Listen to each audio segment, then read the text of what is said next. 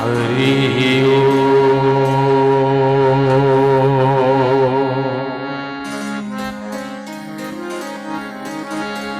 नमो भगवते श्री विश्वकर्मणे नमः।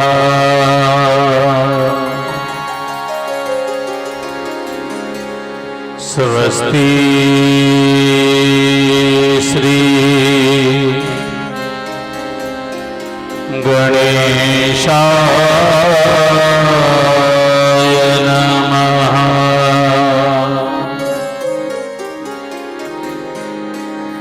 श्री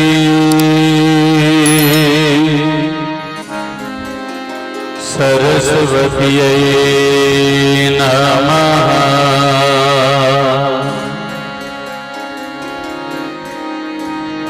श्री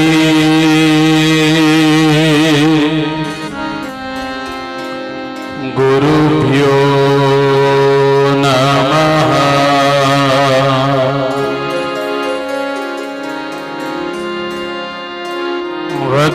वक्रतुंड महाकाय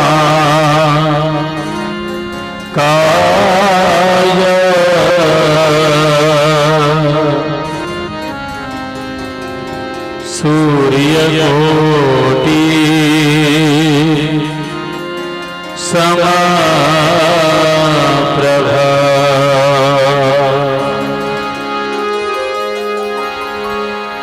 निर्विघ्नं कुरु मे देव।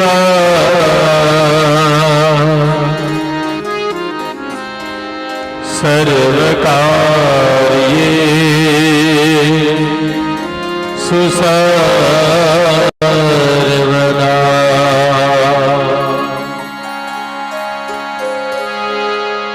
सरस्वती महाभागे विद्ये कमललोचने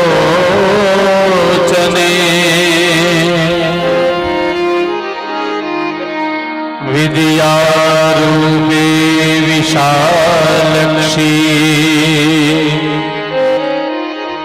मा विद्यां देहि नमोस्तुते।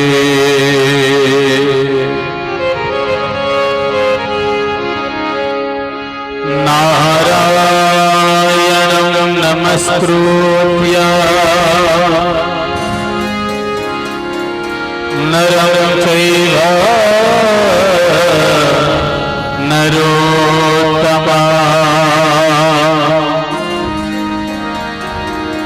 देवीं सरस्वतीं व्यास ततो जयमुदीरये।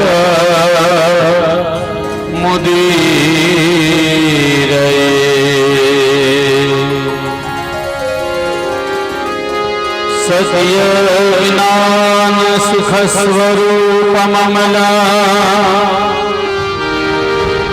पंचानन पावन वेदान्ते प्रतिपाद्यमान विभव विश्वेकनीर्मातर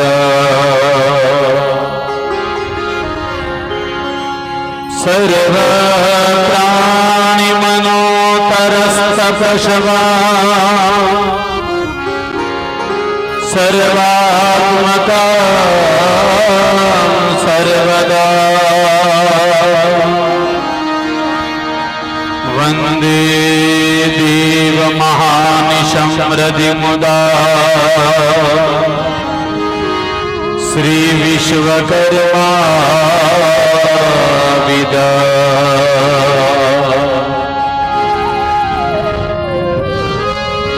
ज्योतिर्मयं शान्तिमयं प्रदीप्ता विश्वात्मकं विश्वजितं निरीह आद्यन्तशून्यं सकलकलाया श्री विश्वकर्मा नमः नमामि। नमोस्तु विश्वरूपाय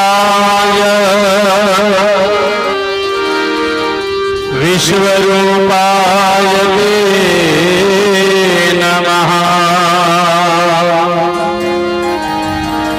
नमो विश्वात्मभूताय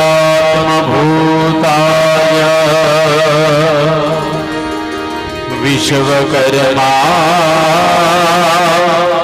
नमोस्तु ते।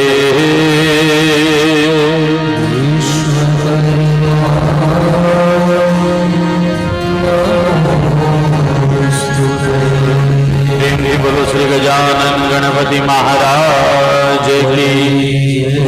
श्री विश्वकर्मा भगवान की। श्री सूर्यनारायण भगवान की। श्री रामलोक की। श्री द्वारिकाधीश की। सद्गुरु देव की।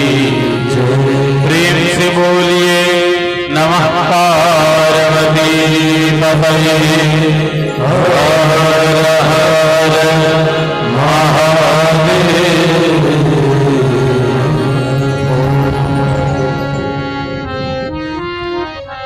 वंदन करिए श्री विश्वकर्मा तपने। वंदन करिए श्री विश्वकर्मा तपने। वंदन करिए श्री विश्वकर्मा तपने। मंगल मुखरो मंगल शोभा। मंगल मुखरो मंगल शोभा।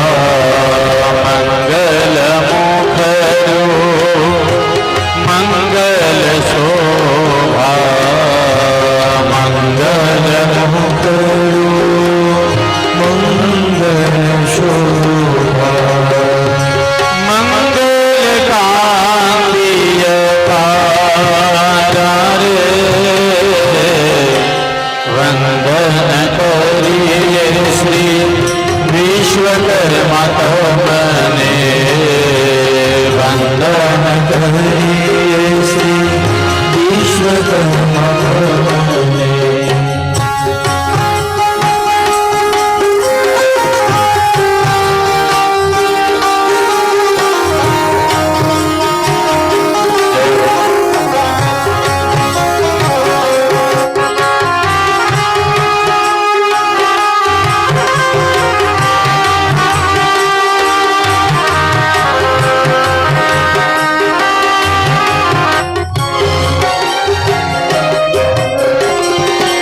तन मन धन प्रभु तमने अर्पो। तन मन धन प्रभु तमने अर्पो। तन मन धन प्रभु तमने अर्पो। तन मन धन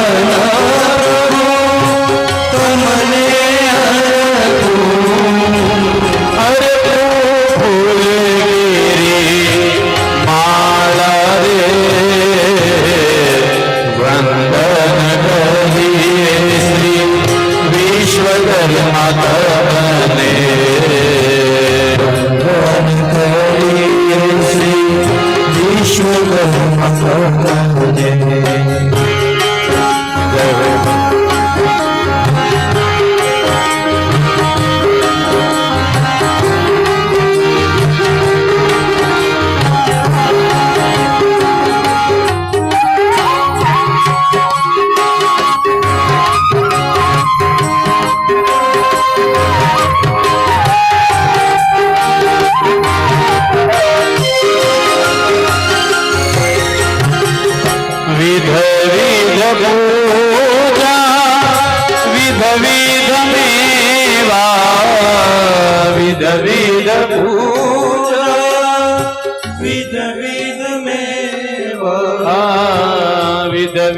पूजा विध विध सेवा विध विध पूजा विध विध मेवा नित नित आरती उतारू रे वंदन करिए श्री विश्वकर्मा तमन वंदन करिए श्री विश्वकर्मा तमने। जय हो दादा।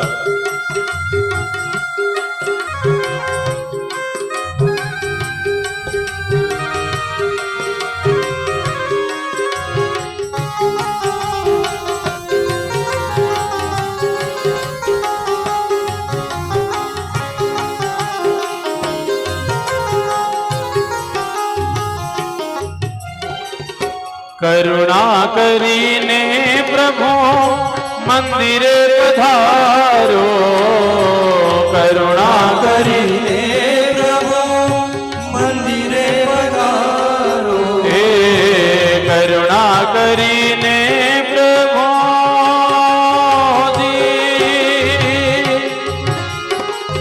करुणा करीने प्रभु कथा पधारो करुणा करीने प्रभु कथा पधारो अंतर सुखड़ा देवारे वंदन करिए श्री विश्वकर्मा तमने वंदन करिए श्री विश्वकर्मा तमने वंदन करिए श्री विश्वकर्मा तमने वंदन करिए श्री विश्वकर्मा तमने वंदन करिए श्री विश्वकर्मा तमने वंदन करिए श्री विश्वकर्मा तमने वंदन करिए श्री विश्वकर्मा तमने वंदन करिए श्री विश्वकर्मा तमने वंदन करिए श्री विश्वकर्मा तमने वंदन करिए श्री विश्वकर्मा तमने वंदन करिए श्री विश्वकर्मा तमने वंदन करिए श्री विश्वकर्मा तमने वंदन करिए श्री विश्वकर्मा तमने वंदन करिए श्री विश्वकर्मा तमने। बोलो श्री विश्वकर्मा भगवान की जय। श्री देवतणखी बापानी जय। श्री लोयण मातनी जय।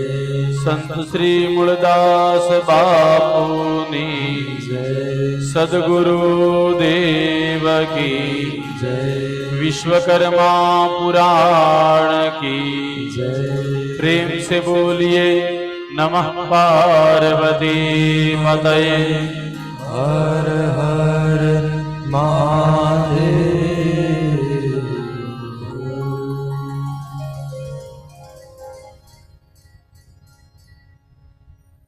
नमः श्री द्वारकेशाय परमानंद मूर्तये परिवार समेताय शंखोद्धार विराजिते પરમ કૃપાળુ પરમાત્મા 52 ગજની ધજાવાળા અમારા ઈષ્ટદેવ ભગવાન દ્વારકાધીશના ચરણોમાં કોટી કોટી વંદન. જેની કથા આપણે 6 દિવસથી ગાઈએ છીએ એવા વિશ્વકર્મા દાદાના ચરણોમાં કોટી કોટી વંદન. ભગવાન સૂર્યનારાયણ મા રવિ રાંદલના ચરણોમાં પ્રણામ. દાદાનો આ દિવ્ય ગ્રંથ વિશ્વકર્મા પુરાણને પ્રણામ. ઉપસ્થિત બધાને મારા જાજાથી જય વિશ્વકર્મા, જય દ્વારકાધીશ.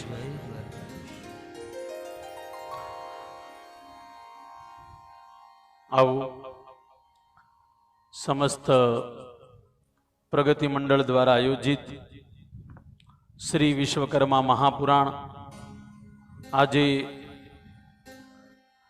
6 દિવસની કથા, અને આ 6 દિવસની કથામાં ભગવાન વિશ્વકર્મા દાદાની દીકરી, જેને આપણે રાંદલ માતા કહીએ છીએ, એના વંશની કથા, સાથે સાથે ભગવાન વિશ્વકર્મા દાદાના જે બીજા દીકરી છે એ બીજા દીકરીની પણ કથા, બૃહસ્મતી, એમના પણ વંશનું વર્ણન, જે વિશ્વકર્મા મહાપુરાણ તથા બ્રહ્મ વૈવર્તક પુરાણની અંદર બહુ વિસ્તારથી આપ્યું છે. અને ઇનડાયરેક્ટલી કહેવાનું મન થાય કે ભગવાન સૂર્યનો વંશ કે ભગવાન ચંદ્રનો વંશ, આ સૂર્ય અને ચંદ્રના વંશની કથા પણ આ બૃહસ્મતી અને રવિ રાંદલ માતાના વંશમાં જ આગળ આવે છે. આજની કથા આમ જો તો થોડીક અટપટી છે, પણ કોશિશ એવી કરીશ કે તમને બહુ સહેલાઈથી સમજાઈ જાય. આજે આખો દિવસ મારો વાંચવામાં ગયો એટલે મને બહુ વિશેષ જ્ઞાન મળ્યું, વિશેષ ખબર પડી કે રવિ રાંદલ માતાની અને સૂર્યનારાયણની 64મી પેઢીએ રામ ભગવાન આવ્યા. એટલે ઇનડાયરેક્ટલી ક્ષત્રિયો પણ, સૂર્યવંશી પણ તમારી સાથે જોડાયેલા છે. અને બીજું, રાંદલ માતાની બેન બૃહસ્મતી, એ બૃહસ્મતી ના 23મી પેઢીએ ભગવાન શ્રી કૃષ્ણ આવ્યા છે, એની કથા પણ છે. થોડુંક મને આમ ઓલું થયું કે રામ તો પેલા થઈ ગયા, કૃષ્ણ પછી થયા, પણ એની બધી કથા આજે હું તમને વિસ્તારથી, જેટલી મારી બુદ્ધિ અને જેવું મારું વાંચન, અને ત્રીજું તમારી જેટલી શાંતિ, કારણ કે આજે આપણે કથા જ કરવાની છે, નકરી કોઈ ઉત્સવ નથી, એટલે આપણે નકરી કથામાં આજે ધ્યાન દેવાનું છે. તો મૂળ વાત, ભગવાન સૂર્યનારાયણ અને રાંદલ માતાના લગ્ન થયા. ગઈકાલે આપણે બધાએ ધામધૂમથી લગ્ન ભગવાનના કર્યા. આ રાંદલ માતા જે છે, વાસ્તવમાં માં ચામુંડાનું એક સ્વરૂપ બતાવ્યું છે. આજે મને થોડું એક વિશેષ એક નવું જ્ઞાન મળ્યું, એટલા માટે બ્રહ્મ વૈવર્તક પુરાણમાં પણ લખેલું છે કે માં ચામુંડાનું જે એક સ્વરૂપ રાંદલ માતા છે. કારણ કે વિશ્વકર્મા દાદાએ જે ભગવતીની આરાધના કરી, ઈ ભગવતી સાક્ષાત રાંદલ માતા થઈને આવ્યા છે. ગઈકાલે આપણે થોડી ચર્ચા કરવાની રહી ગઈ હતી, એટલા માટે હું આજે થોડું બંધારણ બાંધી અને કથામાં આવીશ. વિશ્વકર્મા દાદાના જે દીકરી જે છે રાંદલ માતા, વાસ્તવમાં ચામુંડા માતાનું સ્વરૂપ બ્રહ્મ વૈવર્તક પુરાણની અંદર સૌમ્યખંડની અંદર લખેલું છે. સૌમ્યખંડમાં ત્યાં સુધીની કથા છે કે વિશ્વકર્મા દાદાએ પોતાના મનથી માં જગદંબા ચામુંડાને એવી પ્રાર્થના કરી કે હે માં ચામુંડા, તમે મારે ત્યાં દીકરી થઈને આવો, તમે જે લીલા કરશો એ બધી લીલા મને મંજૂર છે, પણ તમે મારે ત્યાં દીકરી થઈને આવો. આ બ્રહ્મ વૈવર્તક પુરાણની કથા છે. આપણે ત્યાં 18 પુરાણ છે દાદા. 18 પુરાણમાં બ્રહ્મ વૈવર્તક પુરાણ એક એવું પુરાણ છે જેમાં રાધા અને કૃષ્ણના લગ્નની પણ કથા છે. ભાગવતમાં રાધા કૃષ્ણના લગ્નની કથા નથી, પણ બ્રહ્મ વૈવર્તક પુરાણમાં રાધા કૃષ્ણના લગ્નની પણ કથા છે. જે ભાગવતમાં નથી, જે અન્ય પુરાણોમાં નથી, એ બ્રહ્મ વૈવર્તક પુરાણની અંદર છે. અને બ્રહ્મ વૈવર્તક પુરાણ એટલે ભગવાનની જે લીલા અમુક ગ્રંથમાં અધૂરી રહી ગઈ, એ વ્યાસજીએ બ્રહ્મ વૈવર્તક પુરાણમાં લખેલી છે. ભગવાન કૃપા કરે અને તમારી પાસે કોઈ એવો ગ્રંથ આવી જાય બ્રહ્મ વિવર્તક પુરાણ, તો ખાસ જોજો. ન હોય ને તમારે વાંચવાની ઈચ્છા થાય તો અત્યારે તો ગૂગલમાં આખું પીડીએફ મળે છે. બ્રહ્મ વિવર્તક પુરાણની અંદર વિશ્વકર્મા દાદાના દીકરી જે રાંદલમાં છે એનો એટલું સરસ મજાનું વ્યાખ્યાન આપ્યું છે, આપણને આનંદ થાય વાંચતા.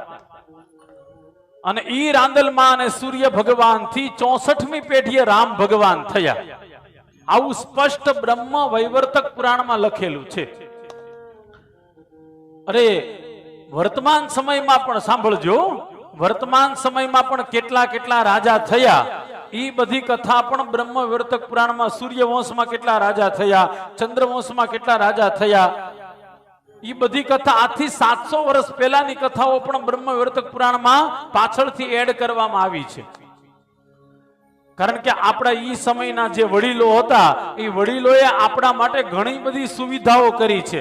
આપણને ખબર પડે કે આપણે કયા વંશમાં છીએ અને આ વંશથી આપણને શું શું મળ્યું છે. હું આજે જ્યારે જોતો હતો ત્યારે મને થોડો કે વિશેષ આનંદ આવ્યો કે વિશ્વકર્મા દાદાના 5 દીકરા દ્વારા તમે બધા થયા એ વાત તો બરાબર છે, પણ 2 દીકરી દ્વારા કૃષ્ણ અને રામ પણ આવ્યા છે વંશની અંદર. એટલે ઇનડાયરેક્ટલી મનુ મહારાજ નહીં પણ વિશ્વકર્મા દ્વારા આખી સૃષ્ટિ બની છે અને આપણે બધા વિશ્વકર્માના સંતાનો છીએ. આવું વિશ્વકર્મા પુરાણમાં લખેલું છે. હવે તકલીફ એક જ છે, આપણે વાંચતા નથી ને ન્યા થોડાક રહી જઈએ છીએ. ચાલો કાંઈ વાંધો નહીં, આપણને વાંચવાની ટેવ ન હોય તો કાંઈ વાંધો નહીં, પણ જ્યારે આવી રીતના સાંભળવાનો મોકો મળે ત્યારે થોડું થોડું સાંભળવાની આદત રાખો. સાંભળીને પછી તમે તમારા બાળકોને કહો કે આપણે કોના સંતાનો છીએ. સૂર્ય જે છે એ આપણે શું થાય, રાંદલ આપણે શું થાય, રામ ભગવાન આપણે શું થાય. આમ લુવાર લોકોને બધાને કહું, સાંભળજો, રામ ભગવાન તમારે શું થાય કયો જોઈ, કોક તો કયો. રામ ભગવાન તમારે ભાણિયો થાય, કૃષ્ણ ભગવાન તમારે ભાણિયા થાય. ખાલી ભરવાડના ભાણે જ નહીં હો, તમારા હોતે ભાણે જ છે. આ બધું સ્ટડી કરીને આજે આખો દી આમાં જ આમાં જતો, આખો દિવસ આમાં ને આમાં હતો. બહુ મજા આવી, નવું નવી રીતે બહુ જાણવા મળ્યું. અને મને જે જાણવા મળે હું ઈમાનદારીથી લોકોને કહું કે તમે જોવો, તમે વાંચો, તમે વિચારો આ બધું શું લખેલું છે. એટલે રામ ભગવાન કે કૃષ્ણ ભગવાન તમારા પણ ભાણિયા છે, યાદ રાખજો. હવે તમે ગમે ત્યારે કોલર ટાઈટ રાખીને કહી શકશો કે અયોધ્યામાં કોનું મંદિર બન્યું, તો કે અમારા ભાણિયા ભાઈનું. દ્વારકા જાઓ છો તો કોણ છે દ્વારકા વાળો, તો કે અમારો ભાણિયો છે. આ હું જે બોલું છું લાઈવમાં બોલું છું, યાદ રાખજો, એમને ન બોલાય હો અહીંયાથી, કારણ કે અમારું ખોદવા વાળા ઘણાય હોય. એટલે આ એમને એમ ન બોલાય, બહુ પુરાવા સાથે બોલાય. એટલા માટે એક એક પુરાવા સાથે કથા કરીશું. જે કાંઈ બોલીશ એકદમ પુરાવા સાથે બોલીશ. ઘણી જગ્યાએ આવી આવી કથાઓ દ્વારા તમને મને બહુ નવું નવું મળતું હોય છે સાહેબ. દેવી ભાગવતમાં મને જે જાણવા ન મળ્યું, માફ કરજો, માતાજીને પ્રણામ કરું, દેવી ભાગવતને પ્રણામ, પણ દેવી ભાગવતમાં જે મારી અધૂરી જે ચાહના રહી ગઈ હતી કે દેવી ભાગવતમાં કેમ પૂરું નથી, એ વાત મને વિશ્વકર્મા પુરાણમાં મળી. દાદા બોલો, આ બધી વસ્તુ આવા બધા પુરાણમાં. પેલા દિવસે મેં તમને બધાને કીધું હતું કે વિશ્વકર્મા મહાપુરાણ જે છે ને એ વ્યાસજીએ નથી લખેલું. વિશ્વકર્મા મહાપુરાણ વ્યાસજીએ નથી લખેલું. અને વ્યાસજીને કઈ વાંધો નહોતો, પણ વ્યાસજીનો જન્મ નહોતો થયો ને એ પેલા આ પુરાણ લખાઈ ગયું હતું. વ્યાસજીનો જન્મ તો દ્વાપર યુગની અંદર થયો, પણ આ પુરાણ ક્યારે લખાણું છે ભાઈ, તો કે સતયુગના પ્રારંભમાં લખાયેલું આ પુરાણ છે. ધીરે ધીરે બોલો, પુરાણ. પુરાણ નો અર્થ શું થાય? પુરાણ એટલે જૂનું. પુરાણ એટલે જૂનું. જૂનું છે છતાં પણ તમને ને મને રોજ નવું નવું મળ્યા જ કરે છે. પુરાણ પણ તમને ને મને નવું નવું મળ્યા જ કરે છે. આનું નામ છે પુરાણ. નવરા હો ત્યારે પ્લીઝ બધા જેટલા પણ વંશજો અહીંયા બેઠા છો વિશ્વકર્મા દાદાના, હું પણ આવી ગયો, થોડું થોડું વાંચો. એમાં ખાસ કરીને તમારા દાદા, તમારા પિતા, આ વિશ્વકર્મા દાદા વિશે થોડું ખાસ વાંચજો. એવી એવી સરસ મજાની કથાઓ લખેલી છે. સૂર્ય કોણ થયા, ચંદ્ર કોણ થયા, ઈ વંશમાં કોણ કોણ થયા, એ બધી કથા લખેલી છે. તો મૂળ વાત છે રવિ રાંદલ માતા કેવી રીતના કહેવાના, એની આખી કથા આજે આપણે જોવાની છે. સાથે સાથે સમુદ્ર મંથનની પણ કથાનો વિસ્તાર બતાવ્યો છે. એકવાર બન્યું એવું, વિશ્વકર્મા દાદાએ પોતાની દીકરી રાંદલના લગ્ન સૂર્ય સાથે કરાવ્યા. કાલે આપણે કથા જાણી બધાએ. લગ્ન થયા પછી વિશ્વકર્મા દાદાએ સૂર્યનારાયણને 7 નગરો આપ્યા. 7 નગર આપ્યા. આ કથા સાંભળજો બધા મારા વાલા પ્લીઝ. આપણે ત્યાં નિયમ છે, એ કન્યાદાન કરીએ ને એટલે કન્યાદાનમાં સૌથી પહેલું દાન કયું આવે? ભૂમિદાન આવે, બરાબર ને?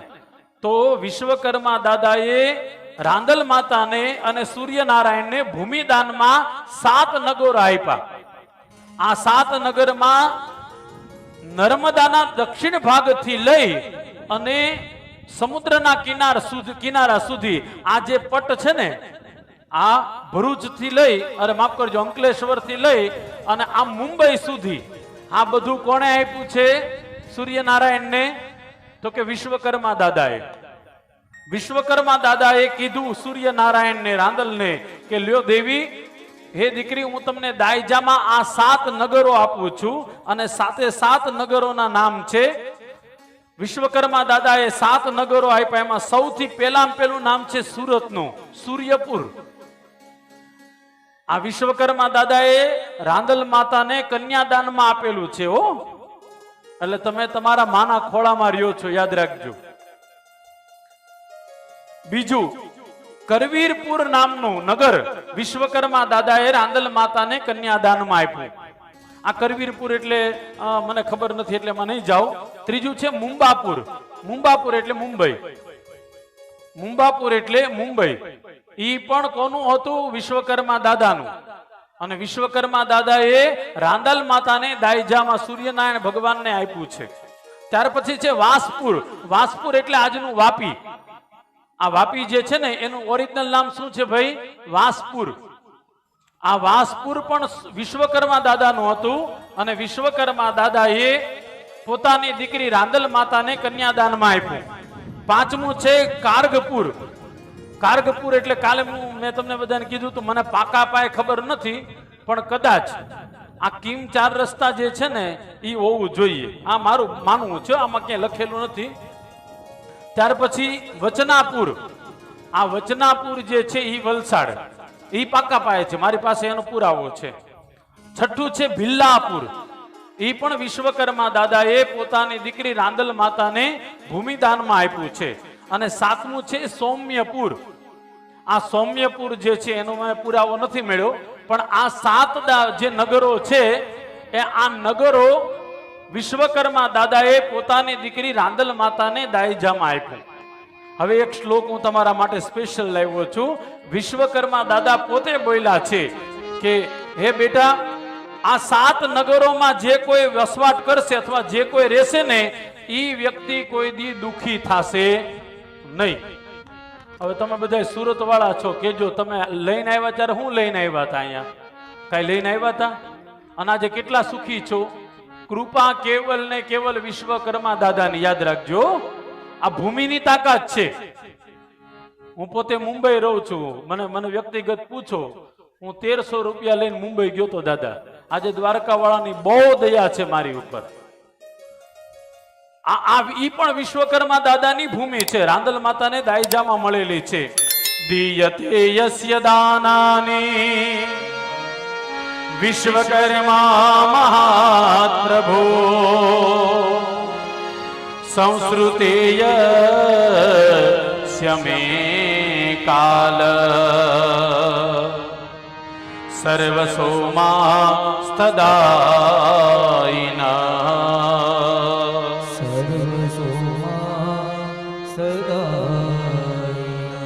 વિશ્વકર્મા પુરાણમાં લખેલું છે, વિશ્વકર્મા ભગવાન સ્વયં રાંદલ માતાને કહે છે, હે બેટા, આ 7 નગર હું તમને દાનમાં આપું છું. આ નગરમાં કોઈ પણ વ્યક્તિ રહેશે, એ વ્યક્તિ કોઈ દી દુખી રહેશે નહીં.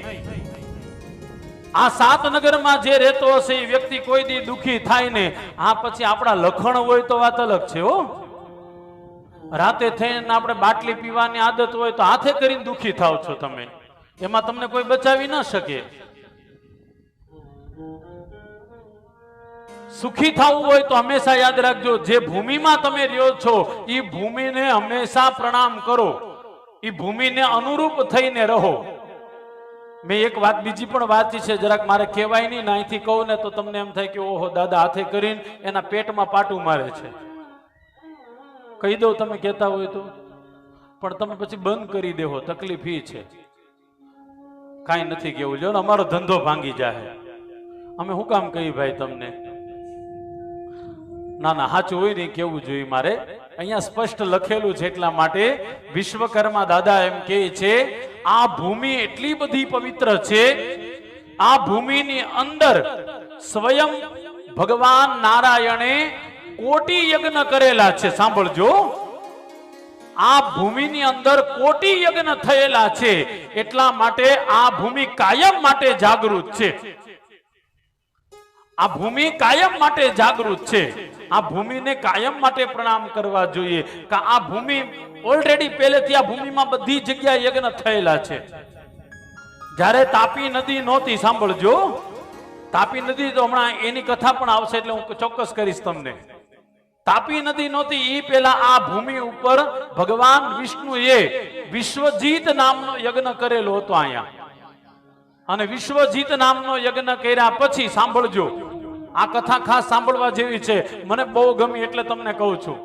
વિશ્વજીત નામનો યજ્ઞ કર્યા પછી ભગવાન વિષ્ણુ એક જગ્યાએ ઊભા રહી અને ઈ ઊભા રહ્યા, ઈ જગ્યાએ ઊભા રહી અને સંકલ્પ કરી અને બધી ભૂમિ દાનમાં આપી દીધી. પણ ભગવાન વિષ્ણુએ કીધું, જ્યાં અત્યારે હું ઊભો છું ને ઈ ભૂમિ હું દાનમાં નહીં આપું. આ કથા સાંભળજો, મહાભારતમાં ડાયરેક્ટ લિંક ખુલશે હમણાં હો. આમ ઓલા મોબાઈલમાં તમે વોટ્સએપ ખોલો ને એટલે બ્લુ કલરની લાઈન આવે, આ બ્લુ લાઈન ઉપર દબાવો ને એટલે બીજી લિંક તરત ખુલી જાય, બીજી વેબસાઇટમાં વહી જાય. એમ અહીંયા હોતે વિષ્ણુ ભગવાને વિશ્વજીત યજ્ઞ કરી આ બધી ભૂમિ બ્રાહ્મણોને દાન આપી દીધી. પણ વિષ્ણુ ભગવાને કીધું, આ હું જે અત્યારે ઊભો છું ને એ ભૂમિ હું દાન નહીં કરું. આ ઊભો છું ને એટલી ભૂમિ કુંવારી રહેવા દો. ત્યારે બ્રાહ્મણોમાં કશ્યપ ઋષિ એમ કહે છે કે ભૂમિમાં તમે આ ભૂમિ ઉપર મોહ કેમ છે? તમે ઊભા છો એ ભૂમિ ઉપર કેમ મોહ છે? ભગવાન વિષ્ણુ ત્યારે બોલ્યા ને એકદમ મૌન રહ્યા. પણ મહાભારતમાં કર્ણને જ્યારે અગ્નિ સંસ્કાર આપવાના હતા, તમને બધા વડીલોને ખબર જ છે આ બધી, મહાભારતમાં કર્ણને જ્યારે અંતિમ સંસ્કાર આપવાના હતા ત્યારે કર્ણએ એવી માગણી કરી કે ભગવાન મારા અગ્નિ સંસ્કાર એવી જગ્યાએ થવા જોઈએ જે કુંવારી હોય, જે કોઈ દી ક્યાંય દાન ન દીધી હોય. એટલે દ્વારકાધીશ શ્રી કૃષ્ણએ કર્ણને કીધું કે તારા અગ્નિ સંસ્કાર તાપીના કિનારે થશે, એક માણસ ઉભા રહી શકે ને એટલી જમીન કુંવારી છે આખા બ્રહ્માંડમાં. હો સાંભળજો, આખા બ્રહ્માંડમાં એક ખાલી ભગવાન ઉભા રહ્યા એટલી જગ્યા, ખાલી એક માણસ ઉભા રહે એટલી જગ્યા કુંવારી છે. એટલે ભગવાન ઠાકોરજી દ્વારકાધીશે તાપીના કિનારે આવી અને પોતાના હાથ ઉપર ચિતા બનાવી, અને હાથ ઉપર ચિતા બનાવી અને કર્ણના અગ્નિ સંસ્કાર ક્યાં થયા ભાઈ? તો કે ભગવાનના હાથમાં. એટલી ભૂમિ કુંવારી હતી. આજે પણ એમ આમાં સ્પષ્ટ લખેલું છે. સાહેબ, કેવી કેવી લિંકો મળે, વિચારો તો ખરા, કલ્પના નહીં કરી હોય તમે. મેં કીધું આ બધું ક્યાં લખેલું હશે? ક્યારેક મહાભારતની ઉપર મેં કથા કરી, આ બધું ક્યાં લખેલું હશે, ક્યાં લખેલું હશે? પણ ક્યાંક ને ક્યાંક શાસ્ત્ર વાંચે ને એટલે એકબીજાના જોડકો મળી જાય. હો, અહીંયા મને એક જગ્યાએ આ પુરાવો સ્પષ્ટ રીતના મળી ગયો. વિશ્વજીત યજ્ઞ કરી અને ભગવાન વિષ્ણુએ આખું બ્રહ્માંડમાં જેટલી ભૂમિ છે બધાનું દાન કરી દીધું. પણ ભગવાન જ્યાં ઊભા હતા એ ત્યાં દાન નહોતું કર્યું. એનું કારણ એટલું જ કે ભવિષ્યમાં આ કર્ણ થવાનો છે અને કર્ણને અગ્નિ સંસ્કાર કરવા માટે આ કોરી ભૂમિ જોશે. હવે સાંભળજો, આપણે દુનિયામાં ગમે ત્યાં જઈએ એ બધી ભૂમિ દાન ભૂમિ કહેવાય છે. આ જ્યાં પણ જાવ ને, અહીંયા બેઠા છો, આ પણ ભૂમિ પૂર્વમાં દાન દેવાઈ ગઈ છે. ભલે આપણે નામે સર્ટિફિકેટ બોલતા હોય ગમે એટલા, પણ પૂર્વમાં બધી ભૂમિનું દાન થયું છે.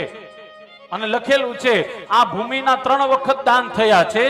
સૌથી પહેલા ભગવાન વિષ્ણુએ બ્રાહ્મણોને દાન કરી. બીજી વખત તો કે બલિરાજાએ ભગવાન વામનને દાન કરી. બીજી વખત આખી પૃથ્વીને દાન કરી દીધી વામન ભગવાનને, બલિરાજાએ. અને ત્રીજી વખત સ્વયં યુધિષ્ઠિર મહારાજે જ્યારે રાજસુ યજ્ઞ કર્યો ત્યારે રાજસુ યજ્ઞમાં આખી ભૂમિ જીતી લીધી. અને રાજસુ યજ્ઞમાં યુધિષ્ઠિર મહારાજે આ ભૂમિનું દાન કરી લીધું, દઈ દીધું. એનો અર્થ એવો થાય કે જ્યાં પણ તમે જાઓ બધી જગ્યાએ ભૂમિનું દાન થયેલું છે. આપણું કાંઈ નથી હો. હંમેશા યાદ રાખજો, આ કથા ઉપરથી બહુ જાણવા જેવું છે. એ અંદરો અંદર બાંધીને ખતમ થઈ ગયા આની હાટુથી આપણે. પણ આ વાસ્તવમાં ભૂમિ કોઈની થઈ નથી ને કોઈની થવાની નથી. એટલા માટે આપણે ત્યાં એક શ્લોક છે સરસ મજાનો, સમુદ્ર વસને દેવી પર્વત સ્તન મંડલે વિષ્ણુ પત્ની નમસ્તુભ્યં પાદ સ્પર્શ સમશ્વમે.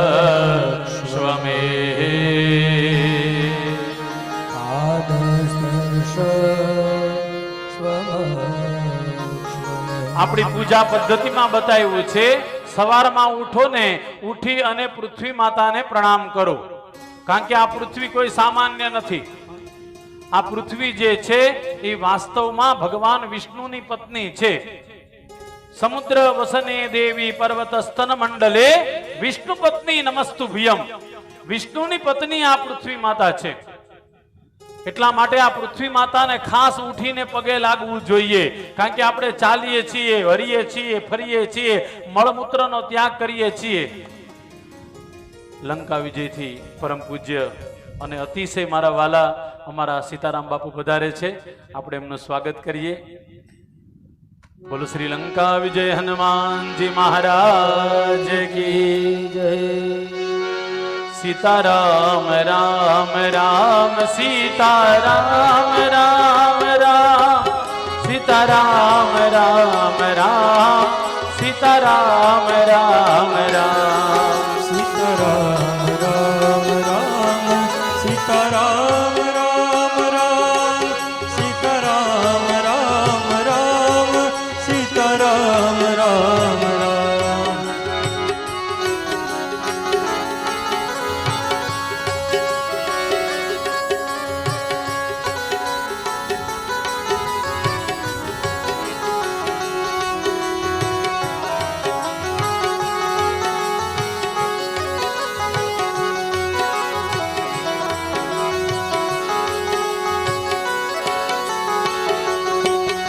સીતારામ રામ રામ સીતારામ રામ રામ સીતારામ રામ રામ સીતારામ રામ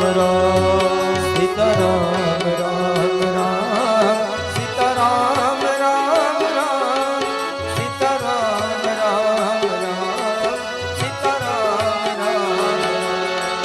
સીતારામ રામ રામ સીતારામ રામ રામ સીતારામ રામ સીતારામ રામ રામ સીતારામ રામ રામ સીતારામ રામ રામ સીતારામ રામ રામ સીતારામ રામ રામ સીતારામ રામ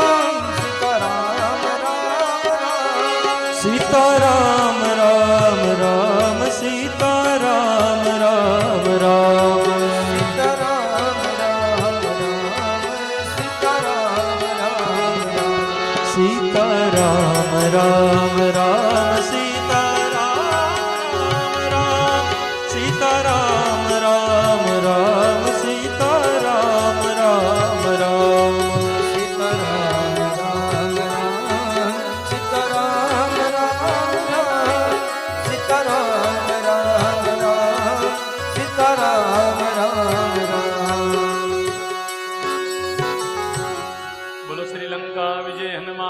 હનુમાનજી મહારાજ કી જય. પરમ પૂજ્ય સીતારામ બાપુ એટલે મારા તો પિતા તુલ્ય છે અને બાપુના એવા આશીર્વાદ મારી ઉપર કે વલ્લભ દાદાને તો ખબર જ છે. વલ્લભ દાદા લંકા વિજયની અંદર બાપુએ મારી કમસે કમ 4 કથા ત્યાં લંકા વિજય હનુમાનજી તમે ક્યારેક જાઓ તો જોજો. તાપી નદીના કિનારે ગજેરા સર્કલથી જમણી બાજુ જાઓ તો તાપી નદીના કિનારે લંકા વિજય હનુમાનજી મહારાજનું ભવ્યાતિ ભવ્ય મંદિર અને હવે તો જગન્નાથ ભગવાનનું પણ ત્યાં મંદિર બન્યું છે. અને આખા સુરતમાં જગન્નાથ ભગવાનની યાત્રા નીકળતી હોય તો બાપુના દ્વારા ત્યાં જ નીકળે છે. એકવાર બાપુને આપણે વધાવીએ. અને બાપુના આશીર્વાદથી મને કુંભ મેળામાં હોતે કથા કરવાનો મોકો મળ્યો છે. બાપુએ મારી કથા કુંભ મેળામાં બેહાડી હતી. બાપુના આશીર્વાદથી બાપુ આ 139મી કથા તમારા આશીર્વાદથી કરું છું અને વિશ્વકર્મા પુરાણ પહેલી વાર કરું છું. બાપુનો ખૂબ પ્રેમ આપણા બધા ઉપર, એના આશીર્વાદ રહે. બાપુ આવ્યા છે તો આપણે એનો પ્રવચનનો પણ લાભ લેશું. બાપુને એવી ઈચ્છા છે, બાપુ કે તમે ઘડી કથા ચાલુ રાખો, બાપુને કથા શ્રવણ કરવી છે. આવો આપણે કથામાં આવીએ. બોલો શ્રી વિશ્વકર્મા ભગવાન કી. તો આ ભૂમિનું 3 વખત દાન થયું છે. અત્યાર સુધીમાં આ ભૂમિનું 3 વાર દાન થયું છે. વિશ્વકર્મા દાદાએ 7 પુરીઓ જે આપી એમાંની આ સૂર્યપુર નગર છે, જેને આપણે બધાય શુદ્ધ ભાષામાં સુરત કહીએ છીએ. વાસ્તવમાં આ નગર છે વિશ્વકર્મા દાદાનું. કથા એવી છે કે વાસ્તુ દેવતા ગયા હતા બધાને આમંત્રણ આપવા માટે, રાંદલ માતાના લગ્નનું આમંત્રણ આપવા બધાને ગયા વાસ્તુ ભગવાન, પણ 2 જણાને આમંત્રણ આપતા ભૂલી ગયા છે. ગઈકાલે આપણે થોડી આ કથા કરી હતી, પછી એમાં નહોતા ગયા આપણે. વાસ્તુ ભગવાને રાંદલ માતાના લગ્નનું આમંત્રણ બધાને આપ્યું, પણ 2 જણા રહી ગયા. એમાં એક કુબેર ભગવાન રહી ગયા અને બીજા દુર્વાસા ઋષિ રહી ગયા. કુબેર ભગવાન રહી ગયા તો કુબેર ભગવાનને કાંઈ વાંધો નહોતો. કુબેર ભગવાનને એમ થયું કાંઈ વાંધો નહીં, ભૂલાઈ ગયું હશે. અને યાદ રાખજો, એ પ્રસંગમાં નાની મોટી ભૂલ થાય ને થાય.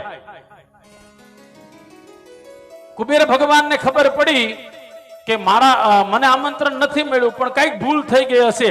કુબેર ભગવાન સામેથી ગયા છે.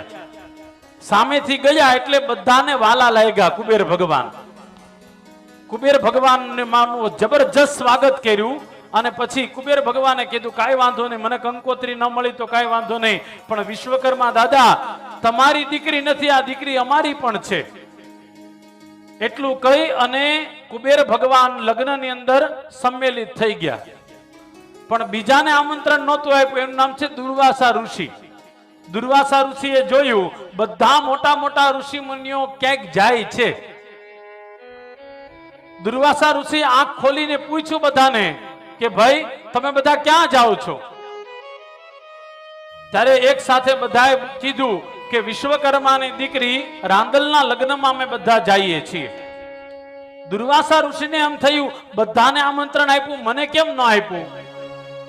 એટલે પોતાના શિષ્યોને પૂછ્યું આશ્રમમાં, આ કથા સાંભળવા જેવી છે, સાંભળજો. આપણા જીવનમાં કેટલું કેટલું ચેન્જીસ લાવે છે કથા, જોજો સાહેબ. દુર્વાસા ઋષિએ પોતાના શિષ્યોને પૂછ્યું કે હું સમાધિમાં બેઠો તો શું વિશ્વકર્મા દાદાના દીકરાઓ કોઈ આમંત્રણ આપવા આવ્યા હતા ખરા આશ્રમમાં? એ સમયે બન્યું એવું, એના બધા શિષ્યોએ ના પાડી દીધી. દુર્વાસા ઋષિ આપણને આમંત્રણ આપ્યું નથી. હવે આમંત્રણ નથી આપ્યું એટલે દુર્વાસા ઋષિને અતિ ક્રોધ આવ્યો. દુર્વાસા ઋષિને અતિશય ક્રોધ આવ્યો. દુર્વાસા ઋષિ એટલા બધા ક્રોધિત થયા, પગ પછાડતા પછાડતા ન્યા પોઈગા ઈલોરગઢ. હો, હવે હાવ હાચું કેજો, 2 વસ્તુ બને ભાઈ. કા આમંત્રણ ન મળ્યું હોય તો જવાય જ નહીં, અને કદાચ જવાનું મન થાય ને તો ન્યા પછી બાંધવા ન જવાય. આ કથા છે વિશ્વકર્મા દાદાના. ચારે બાજુ સરસ મજાના મંડપ બનાવ્યા હતા, ચોરીની સરસ મજાની વ્યવસ્થા કરી હતી. એ સમયે દુર્વાસા ઋષિ મંડપની બહાર ઉભા રહી અને એટલો બધો ક્રોધ કર્યો વિશ્વકર્મા દાદાને પોતાની પાસે બોલાવ્યા. પોતાની પાસે બોલાવી અને વિશ્વકર્મા દાદાને કહે છે કે તમારી આવી કેવી હિંમત કે મને બોલાવ્યા વગર તમારી દીકરીના કન્યાદાન કરો છો? અરે એટલું નહીં, આ જગતમાં જેટલા પણ ઋષિઓ છે બધાને બોલાવ્યા, જેટલા પણ મુનિઓ છે મુનિઓને પણ બોલાવ્યા, દેવોને બોલાવ્યા, યક્ષો, કિન્નરો, ગંધર્વો બધાને બોલાવ્યા. હે વિશ્વકર્મા, હા વાંચું કયો, મેં તમારું શું બગાડ્યું છે? જો તમે મને સાચું નહીં કહો તો હું તમને હમણાં શ્રાપ આપી. દુર્વાસા ઋષિ એટલે ક્રોધની મૂર્તિ હો. વિશ્વકર્મા દાદાને એમ થયું જો દુર્વાસા ઋષિ શ્રાપ આપશે તો હતું નહોતું થઈ જશે. બસ એ જ સમયે વિશ્વકર્મા દાદાએ ઋષિઓને બોલાવ્યા, વશિષ્ઠાદિ બાપજીને બોલાવ્યા અને કીધું કે આમંત્રણ દેવા મારો દીકરો ગયો તો હું નહોતો ગયો, ભૂલ થઈ ગઈ છે, પણ દુર્વાસા ઋષિને ક્રોધ આવ્યો છે, આ ક્રોધને કોણ શાંત કરી શકે? ઋષિઓએ કીધું અમે જઈએ અને દુર્વાસા ઋષિને અમે શાંત પાડીએ. લગ્નમાં પ્રસંગમાં એકાદો આવો નીકળે, જો ગમે ત્યાં જાઓ તમે, પ્રસંગમાં એકાદો આવો નીકળવાનો છે, યાદ રાખજો. મેં મોટા ભાગે જોયું, લગ્ન હોય ને એટલે બેન તેદી જ કા જમાય તેદી જ રિહાણા હોય, તેદી જ રિહાણા હોય. આમ કાંઈ વાંધો ન હોય, પણ તેદી એવા રિહાય ને સુખી થવું હોય તો અહીંયા જેટલા બેઠા છો બધાને હાથ જોડીને પ્રાર્થના કરું, એ કોઈ દિવસ કોઈનો પ્રસંગ નહીં બગાડતા. સુખી થવું હોય તો સાહેબ, આપણને ખબર નથી, એક બાપ જ્યારે એની દીકરીનું કન્યાદાન કરતો હોય અથવા એક દીકરાના લગ્ન કરતો હોય ને, એ બાપનો કેટલું ખર્ચો થતો હોય, એમાં આપણે મોઢું વાંકું કરીને બેસી જઈએ. એ સમયના મનમાં હું હાલતો હોય વિચારો તો ખરા. સમાજના માધ્યમથી, આ કથાના માધ્યમથી આખા સમાજને કહું છું, યાદ રાખજો, જાહેરમાં ક્યારે સારું કામ થતું હોય, કોઈના ઘરે પ્રસંગ હોય ને ત્યારે ગમે તેટલી આપણને દુઃખ કેમ ન પડે, એ સમયે દુઃખ સહન કરી લેજો, પણ મહેરબાની કરીને કોઈ દી કોઈનો પ્રસંગ નહીં બગાડતા. તમને ગમે એટલા તકિયા જોતા હોય પણ કોકના પ્રસંગમાં જાઓ ને ત્યારે એ હાથનું તકિયો કરીને હુઈ જાજો. આપણા વડીલો પાસે આ શીખવા જેવું હતું. અને કઈક વચ્ચેની આ જે પેઢીઓ આવી ને વચ્ચેની, હવેની પાછી પેઢી બહુ સારી આવી ગઈ. હવેની પેઢીઓ ન ગમે ને દાદા તો એ હોટલમાં હુઈ જાય, પણ કોઈને નડે નહીં. કોકના પ્રસંગમાં ગયા ને તો આપણે આપણી મેતે એને હંમેશા નિયમ જ છે, યાદ રાખજો. પ્રસંગનો આ જ નિયમ હોવો જોઈએ. કા તમે તમારી મેતે વ્યવસ્થા કરી લ્યો અને કા પછી જ્યાં જાઓ છો ને સામેવાળા માણસને અનુરૂપ થઈને રહ્યો. નાગપુરની અંદર અમારા હવે નથી રહ્યા, અમારે એક બહુ સારા સંત, અને એ સંતે પોતે ભાગવતની સપ્તાહ બેસાડી, એટલા બધા સંતોને બોલાવ્યા, પણ મને એમાં આનંદ થયો. એક પણ સંતને ઉતારવાની કોઈ પણ વ્યવસ્થા નહોતી, પણ બધા સંતોએ પોતપોતાની મેતે વ્યવસ્થા કરી લીધી. અને ઈ કથા કરનાર હું પોતે, એટલે મને ખબર છે કેટલા બધા સંતો આવ્યા હતા. સંતો પાસેથી, સાધુ પાસેથી, સારા આ સમાજના મોભીઓ પાસેથી શીખવા જેવું આ છે. કોઈના પ્રસંગમાં જાઓ ત્યારે એને અનુરૂપ થઈને રહ્યો. તમારે ઘરે ભલે હારામાં હારી ચા જોતી હોય, પણ પ્રસંગમાં જાઓ જેવી મળે ને એવી પી લ્યો છાના મના. તમારા ઘરે ભલે 4 ઓશિકા જોતા હોય, પણ કોકના પ્રસંગમાં જાઓ ત્યારે હાથનો તકિયો રાખીને સૂઈ જાજો. અને જ્યાં પ્રસંગ ચાલતો હોય ને ત્યાં મહેરબાની કરીને બને ને ત્યાં સુધી થોડી સેવા કરો. હવે તો બધું બહુ સારું થઈ ગયું, નકર પહેલાના જમાનામાં સાહેબ લગ્ન પ્રસંગ હોય કે કઈ પ્રસંગ હોય ને એટલે સેવા જ લોકો કરતા હો. જમણવાર હોય એટલે ભાઈઓ પીરસતા હોય અને બધાને જમાડીને પછી ઓલા જમતા હોય. એ જમવાનો પણ આનંદ હતો. જવા દો, મૂળ વાત છે, દુર્વાસા ઋષિ અતિશય ક્રોધ કર્યો. બધા ઋષિએ આવીને દુર્વાસા ઋષિને શાંત કરે છે, પણ દુર્વાસા ઋષિનો ક્રોધ શાંત નથી થતો. ઈ સમયે વશિષ્ઠ બાપજીએ કીધું, દુર્વાસા ઋષિ હવે તમને બધી રીતના સમજાવી દીધા, તમને શાંત પાડવાની તમામ કોશિશ કરી દીધી. હવે પણ જો તમે ક્રોધ કરતા હો તો યાદ રાખજો, આ કેવલ ને કેવલ તમારી અજ્ઞાનતા છે. આવું કહેવાની પણ એક ઋષિમાં તાકાત હતી, બીજા ઋષિને. હો, આ કથા ઉપરથી શીખવા જેવું છે. સમાજનો કોઈ મોટો માણસ છે ને, એ બીજા મોટા માણસને ઈમાનદારીથી કહેવો જોઈએ કે ભાઈ તારી આ ભૂલ છે અને તારે સ્વીકાર કરવો પડશે. ઋષિઓમાં મોટા હતા વશિષ્ઠ મહારાજ, ઋષિઓમાં મોટા હતા દુર્વાસા ઋષિ. તો વશિષ્ઠ બાપજીએ દુર્વાસા ઋષિને સમજાવ્યા કે વિશ્વકર્મા દાદા હાથ જોડે છે, ભૂલ થઈ ગઈ, તમને આમંત્રણ ન આપ્યું, ભૂલ થઈ ગઈ, હવે તમારે ઈમાનદારીથી એને માફ કરી દેવા જોઈએ.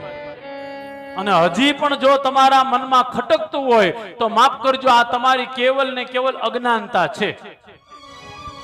હવે દુર્વાસા ઋષિને જ્યાં આવા કાનમાં શબ્દ પડ્યા ને, તમે અજ્ઞાન છો, તા તો દુર્વાસા ઋષિ પાછા થઈ ગયા. એટલા બધા થઈ ગયા. દુર્વાસા ઋષિએ કીધું હમણાં આખું ઇલોરગઢ બાળીને ભસ્મ કરી દઉં ક્રોધથી. વશિષ્ઠ બાપજીએ કીધું કે જ્યાં સુધી ઋષિઓ અમે અહીંયા ઊભા છીએ ત્યાં સુધી આ ઇલોરગઢને કાંઈ નહીં થાય. ભયંકર વાદ વિવાદ થયો છે. વાદ વિવાદમાં ને વિવાદમાં ઈ જ સમયે 3 દેવતાઓ ત્યાં પધાર્યા, બ્રહ્મા, વિષ્ણુ ને ભગવાન શિવ. આ ત્રણેય દેવતાઓએ આવી અને દુર્વાસા ઋષિને શાંત કર્યા. દુર્વાસા ઋષિને એક જ જણ શાંત કરી શકે, એનું નામ છે શિવજી. કારણ કે ક્રોધનાય ક્રોધ કરી શકે મહાદેવજી. શિવજીએ શાંત કર્યા. કાંઈ નહીં, કથા સાંભળવા આવ્યો છે. જાઓ બેટા, કા બેરા.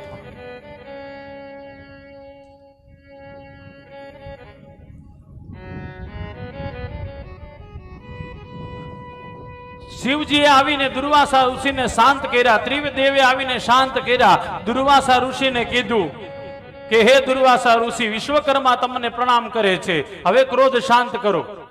છતાં પણ જો તમે ક્રોધ કરશો તો તમારું ઋષિઓમાં ગણતરી નહીં થાય. જ્યાં આટલું કીધું ને, તરત દુર્વાસા ઋષિ શાંત થઈ ગયા. હોદો લેવાની વાત આવી ને એટલે તરત ને તરત દુર્વાસા ઋષિ શાંત થઈ ગયા. અને પછી તો કથા છે, એ ઋષિઓનું મંડળ તૈયાર થયું અને આ ઋષિઓના મંડળમાં સૂર્ય ભગવાનને સાથે લગ્નમાં સૌથી પહેલા દુર્વાસા ઋષિ આવ્યા. સૂર્યના જાન જતી તેમાં સૌથી આગળ દુર્વાસા ઋષિ આવ્યા અને એવા ધામધૂમથી લગ્ન થયા. ધામધૂમથી લગ્ન થયા પછી કથા એવી છે, વિશ્વકર્મા દાદા જોયું કે એક દીકરીના લગ્ન થાય છે પણ બીજી દીકરી જે છે મારી હજી કુંવારી છે. વિશ્વકર્મા દાદાની જે બીજી દીકરી છે બહિષ્મતી, આ બહિષ્મતીને પૂછ્યું, બેટા મોટી બેનના લગ્ન થાય છે રાંદલના, તો તારે લગ્ન સાથે કરી લેવા છે? બહિષ્મતીએ તરત ને તરત હા પાડી. હા પિતાજી, જો બેન સાસરે જાતી હોય તો હવે હું એકલી અહીંયા રહીને શું કરીશ?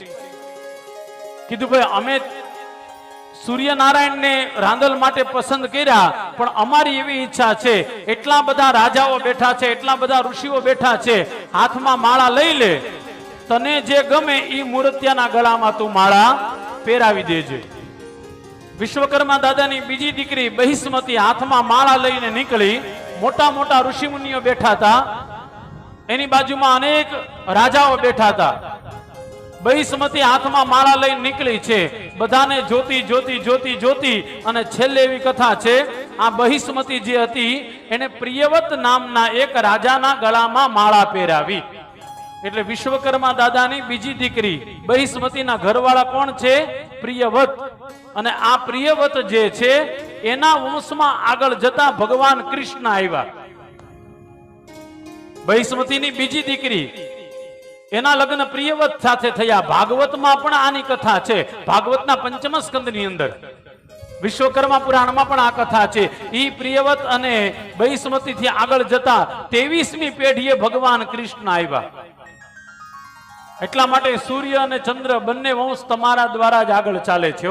હંમેશા યાદ રાખજો, તમે વિશ્વકર્મા દાદાના સંતાન છો, એમ સાથે સાથે સૂર્ય અને ચંદ્રના પણ તમે મામા છો, મામીઓ છો તમે બધા. એટલે હવે તમે ક્યારેક જાજો દર્શન કરવા અને પ્રેમથી એને ભાણાભાઈ કહેવામાં કાંઈ વાંધો નહીં, પ્રેમથી કહેજો તમ તારે. એક માલધારીનો દીકરો જ્યારે દ્વારકા જાય ને ત્યારે આમ હસતા હસતા કે કેમ છે ભાણાભાઈ, એમ તમે હોતે ક્યારેક કેજો એને, એ બહુ રાજી થઈ જાય. અને ભગવાનને આ લાડના શબ્દ બહુ ગમે છે. પૂજ્ય ડોંગરે બાપાના શબ્દ, ડોંગરે બાપા એમ કે ભગવાનને લાડ બહુ ગમે, તમે લાડ લડાવો. તમે જેટલા લાડ લડાવશો ને કનૈયાને એટલું જ ગમશે. એટલે હવે ક્યારે પણ તમે જાઓ, લુવારનો દીકરો, સુથારનો દીકરો, એ ગમે ત્યારે જાય ને ત્યારે રામ અને કૃષ્ણને હસતા હસતા ભાણાભાઈ કહી શકે છે. આ હું તમને કહું છું. બહુ સરસ મજાની કથા છે. પછી તો બંને દીકરીના લગ્ન થયા, રાંદલ અને બહિષ્મતીના બંનેના લગ્ન થયા. વિશ્વકર્મા દાદાએ આ જાનને ઘણા દિવસો સુધી રોકી. એ વિશ્વકર્મા દાદા ભલે રોકે, આપણે નહીં રોકતા હો. દીકરીના આ બાજુ લગ્ન થાય ને એટલે હાંજ પડે એને તરત જ આમ, કારણ કે જાનૈયા બહુ હચવાય નહીં માળા, બોલો ગમે ત્યાં જાય ને દેખાડીને જ રે અમે જાનૈયા છીએ. મેં મોટા ભાગે જોયું, જાન લઈને આવ્યા હોય ને કાંઈ કાઢ લેવાનું ન હોય એકઈમાં, પણ એવા ઠાઠથી રહેતા હોય ને, ઘેરે કોઈ પાણીનું ન પૂછતા, અહીંયા તો મારે ગુલાબ જાંબુ જોશે જ. છાનો મનો ઘેરે જા ને જાનૈયા થઈને જાઓ ને ત્યારે પણ યાદ રાખજો સાહેબ, એક બાપ જ્યારે કન્યાદાન કરતો હોય ને ત્યારે કેટલી ટેન્શન લઈને બેઠો હોય. એમાં આપણે ફોતરા કાઢીએ ભજીયા કાચા રહી ગયા, લે તો તારી ઘરવાળી કેજે ખવડાવશે તને. આ માણસ કેદી આમાંથી બહાર આવશે ને ખબર જ નથી પડતી. હજી હોતે ઘણાના મનમાં આટલું સાંભળે ને તો પણ કોકને જગ્યાએ તો આ ખૂણામાં રહી જ છે. કાંઈક ને કંઈક આવું રહી જ છે. ભગવાન સૂર્ય અને રાંદલ માતાના લગ્ન થયા. ઘણો બધો દાયજો આપ્યો, ઘણા સમય સુધી જાન રોકી અને પછી વિદાય આપી છે બંને દીકરીઓને વિશ્વકર્મા દાદાએ.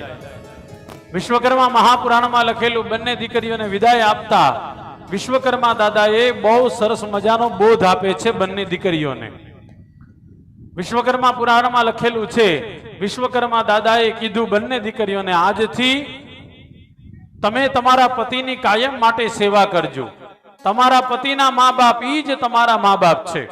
હું મારી ઘણી બધી કથામાં ખાસ કહું છું, દુનિયામાં સુખી થવું હોય તો ભાગવતમાં લખેલું છે, રામાયણમાં લખેલું છે, શિવ મહાપુરાણમાં લખેલું અને વિશેષ વિશ્વકર્મા પુરાણમાં પણ લખેલું છે. વિશ્વકર્મા દાદાએ પોતાની દીકરીઓને જે સલાહ આપી, એવી સલાહ જો આપણી દીકરી હારે જાતી હોય ને આપણે એવી સલાહ આપીએ તો આપણી દીકરી કોઈ દી પાછી ન આવે.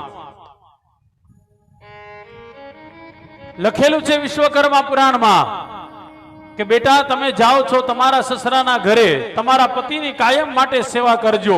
ઘર કેવી રીતના રાખવું વિશ્વકર્મા મહાપુરાણમાં અને શિવ મહાપુરાણમાં સ્પષ્ટ લખેલું છે.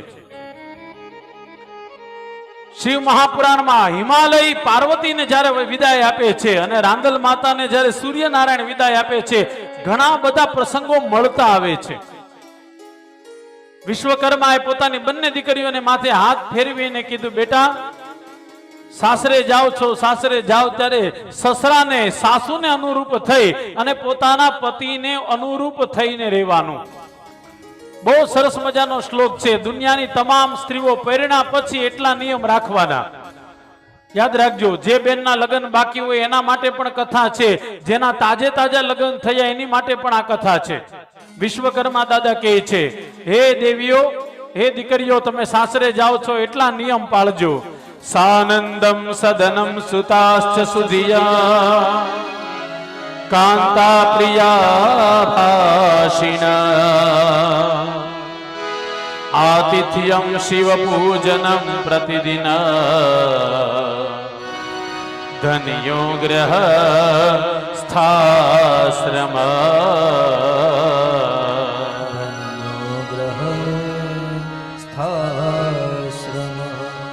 હે બેટા તમે સાસરે જાઓ ત્યારે સાનંદમ. આ બેનો ભાઈઓ ખાસ સાંભળજો, લગ્ન પછી છે ને કોઈ દી મોઢું ચડાવીને રહેવાનું નથી હો. દાદા કહે છે સાનંદમ, લગ્ન થયા પછી સ્ત્રીઓએ કાયમ માટે આનંદમાં રહેવું જોઈએ. જેટલી મારી બહેનો બેઠા છે બધાને કહું, યાદ રાખજો, સવારે તમારો ઘરવાળો કામે જાય ને ત્યારે હસતા મોઢે એને વિદાય કરો. તમે હસતા મોઢે એને વિદાય કરશો તો તમારો હસતો ચહેરો જોશે અને બળ મળશે. આ તો હવારમાંથી ચાલુ કરે અને સાંજે આવે ન્યા હવારે પૂરું કર્યું હોય ત્યાંથી જ પાછું ચાલુ કરી દે. યાદ રાખજો, આ કેવલ ને કેવલ હસવા માટેની કથા નથી. શાસ્ત્ર કહે છે લગ્ન થયા પછી જીવનમાં આનંદ જોઈએ. સાનંદમ, જીવનમાં આનંદ રાખો.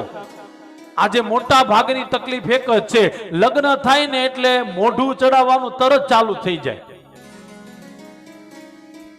કહેવાનું મન થાય. આમ ઈમાનદારીથી અહીંયા જેટલા બેઠા પુરુષો બહેનો બધા મને તમે કહેજો, એ લગ્ન થયા પછી તમારો વજન વધ્યો કે નહીં? કયો જોઈ? હે ભાઈઓને હોતે કહો, તમારો વજન વધ્યો કે નહીં? એક ઘનશ્યામભાઈ સિવાય બધા ના પાડે. હાલ છે તમ તારે એ તો બનેવી થાય એટલે હાથ કોઈ દી પાડવાના નથી. હંમેશા યાદ રાખજો, લગ્ન પછી માણસનું જીવન ઘણું બધું બદલાય છે. અને સ્ત્રી પોતાના પતિના ઘરે જેટલું સુખ પામે છે એટલું માફ કરજો પિતાના ઘરે એટલું સુખ મળતું જ નથી. પતિના ઘરે હા થોડો સમય લાગે, સેટ થઈ જાવ, પછી તમારા પતિના ઘરે તમારા પતિ તમારી બધી ઈચ્છા પૂરી કરી શકે છે, જે પિતા પણ ન કરી શકે. ઘણા લોકો અહીંયા મત મંતવ્ય કરે છે, પણ હું મારી કથામાં બધી જગ્યાએ સ્પષ્ટ કહું છું, દીકરીઓને જેટલો પતિ સુખી રાખી શકે એટલા બાપ સુખી નથી રાખી શકતા. માફ કરજો. આની માટે તમારે ઘરે બેઠા વિચાર કરજો કે લગ્ન થયા પછી તમે કેટલી વાર ફિલ્મ જોવા ગયા, કેટલી વાર હોટલમાં ગયા, કેટલી વાર ફરવા ગયા, અને લગ્ન પહેલા કેટલી વાર ગયા. આ સાચું છે, માનવું જ પડશે બધાએ. હવે સાંભળજો, ઘર કેવું હોવું જોઈએ? તો ઘરની અંદર બધાએ આનંદપૂર્વક રહેવું જોઈએ. વિશ્વકર્મા દાદા કહે છે સાનંદમ. ઘરમાં બધાએ લગ્ન થયા પછી બધાએ આનંદમાં રહેવું જોઈએ. સાનંદમ સદનમ. સદન નો અર્થ થાય ઘર. સદન એટલે ઘર. ઘરમાં બધાએ આનંદમાં રહેવું જોઈએ. કમસે કમ યાદ રાખજો, જે બેન દીકરીના લગ્ન થયા હોય 6 મહિના સુધી મોઢું ન ચડાવે અને ઘરની અંદર પ્રસન્નતાથી રહીને સાસુમાં એને બધું આપી દે છે. 6 મહિના સુધી પણ મોઢું નહીં ચડાવવાનું. તો આ કેવલ હસવાની વાત નથી કરતો, કારણ કે હવે મને ઓલું હસાવાનું રડાવાનું ગમતું જ નથી. મને એમ થાય કથામાં જે લખ્યું એ તમને કહું. સદન એટલે ઘર. ઘરની અંદર બધાએ સાનંદમ એટલે આનંદમાં રહેવાનું. સાનંદમ સદનમ સુતાશ્ચ સુધિયમ. લગ્ન કર્યા પછી વિશ્વકર્મા દાદા કહે છે કે હે દીકરીઓ, સુતાશ્ચ પોતાના સંતાનોનું પાલન પોષણ બરાબર કરજો. આ દુનિયાની તમામ સ્ત્રીઓ માટે આ શબ્દ લાગે હો. ભાઈઓ સવારના કામે ગયા હોય પણ લાલન પોષણ બાળકનું કોને કરવાનું હોય? માએ જ કરવાનું હોય. એટલે વિશ્વકર્મા દાદા પોતાની દીકરીઓને કહે છે તમારા દીકરાઓનું, તમારા સંતાનોનું યોગ્ય રીતના પાલન પોષણ કરજો. સાનંદમ સદનમ સુતાશ્ચ સુધિયમ. સુધિયમ નો અર્થ થાય ધીર ગંભીરતાથી બધા ફેસલા લેવા. એ સાંભળજો બાપા, લગ્ન થયા પછી બધા ફેસલા નથી લઈ લેવાના હો. અમુક ફેસલા થોડાક ધીર ગંભીરતાથી લ્યો. ક્યાં જાવું, કેવું જાવું, કેવી રીતના જાવું. અને લગ્ન થયા પછી પરણેલી સ્ત્રીએ હંમેશા પોતાના માંગમાં સિંદૂર ભરી અને સૌભાગ્યની વસ્તુ પહેરીને જ જાવું જોઈએ કોઈ પણ પ્રસંગમાં. આ તો ધીરે ધીરે બધું જાતું જાય છે, પણ આમાં લખેલું છે એટલે હું આમ નગદ કથા કરું છું. સાનંદમ સદનમ સુતાશ્ચ સુધિયમ કાંતા પ્રિયા ભાષિણ. આ થોડું અઘરું છે, પણ અહીંયા લખેલું છે. વિશ્વકર્મા દાદા કહે છે પોતાની દીકરીઓને, લગ્ન થયા પછી હે દીકરીઓ, તમે તમારા પતિની સાથે સારી રીતના વાત કરજો. કાંતા પ્રિયા ભાષિણ. પ્રિયા એટલે સારું. ઘરવાળાની હામું કેવી રીતના બોલવું, અથવા ઘરવાળીને ખાલી અહીંયા નથી કેતો, અહીંયા પણ કહું છું. શું છે ભાઈ? GJ05 2508 નંબરની ગાડી છે, એ રસ્તામાં નડે છે તો સાઈડમાં લેવા નમ્ર વિનંતી છે. જે કોઈની પણ ગાડી હોય GJ05 JL 2508, જે કોઈની પણ ગાડી હોય સાઈડમાં લેવા વિનંતી છે. બાપા લઈ લેજો, જેની ગાડી હોય કોઈને નડે એવું નહીં કરતા, મહેરબાની કરીને. 2508. તો કાંતા પ્રિય ભાષિન, લગ્ન થયા પછી સ્ત્રી પુરુષને મર્યાદામાં બોલે અને પુરુષે સ્ત્રીને મર્યાદામાં, બંને મર્યાદામાં રહેવાનું છે. વિશ્વકર્મા દાદાની સલાહ છે પોતાની દીકરીઓને, આતિથ્યમ શિવ પૂજનમ, લગ્ન થયા પછી આતિથ્ય ધર્મનું નિર્વહન કરવાનું. લગ્ન થયા પછી હંમેશા માટે તમારા ઘરે મહેમાન આવે ને કોઈ દી મોઢું ચડવું જોઈએ નહીં. યાદ રાખજો સાહેબ, એ ભાગ્યશાળી માણસ હોય ને એના ઘેરે જ મહેમાન આવે. આપણા વડીલો પણ એમ કહેતા હો, હું ઘણીવાર મારી કથામાં કહું છું, એ કોઈને જન્માક્ષર દેખાડવાની જરૂર નહીં. તમારા ઘરે મહેમાન આવતા ચાલુ થઈ જાય ને એટલે સમજી લેવાનું તમે સુખી થવાના છો. અને તમારા ઘરે મહેમાન આવતા બંધ થઈ જાય એટલે સમજી લેવાનું કે હવે તમે દુખી થવાના. કોઈને પણ તમારે જન્માક્ષર દેખાડવાની જરૂર નથી. બપોરે 12 વાગે બરાબર જમવા બેઠા હોય એ સમયે કોઈક મહેમાન આવે અને તમે તમારી થાળી એને આપી દો ને, સમજી લેવાનું કે દુનિયામાં તમારી જેવું પુણ્યશાળી કોઈ નથી.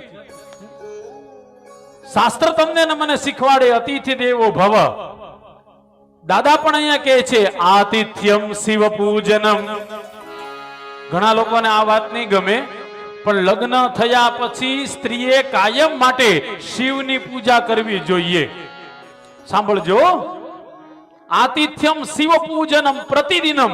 પ્રતિદિનમ એટલે રોજ ભગવાન શિવની પૂજા કરો. કેમ? તો કે લગ્ન થયા પછી ઘરની અંદર બીમારી કોઈ દી ન જોતી હોય ને તો શિવની પૂજા કરો. તમારું દાંપત્ય જીવન સારું રાખવું હોય તો શિવની પૂજા કાયમ માટે કરો. જે સ્ત્રી પોતાના ઘરની અંદર શિવની પૂજા કરે એના ઘરે કોઈ દી રોગ આવતો નથી. હવે તો સારું છે, આ યુટ્યુબ ના માધ્યમથી લોકોને મંત્રની પણ જાગૃતિ આવવા માંડ્યા છે. શ્રાવણ મહિનામાં લોકો મંત્ર બોલે, ઓમ ત્રંબકમ યજામહે સુગંધિમ પુષ્ટિવર્ધનમ ઉર્વારુકમિવ બંધનાન મૃત્યુર્મુક્ષી યમામૃતાત. આ મંત્રનો અવશ્ય જપ કરવો જોઈએ, મહાદેવની પૂજા કરવી જોઈએ. દાદા કહે છે આતિથ્યમ શિવ પૂજનમ પ્રતિદિનમ ધન્યો ગ્રહ સ્થાશ્રમ ધન્યો ગ્રહ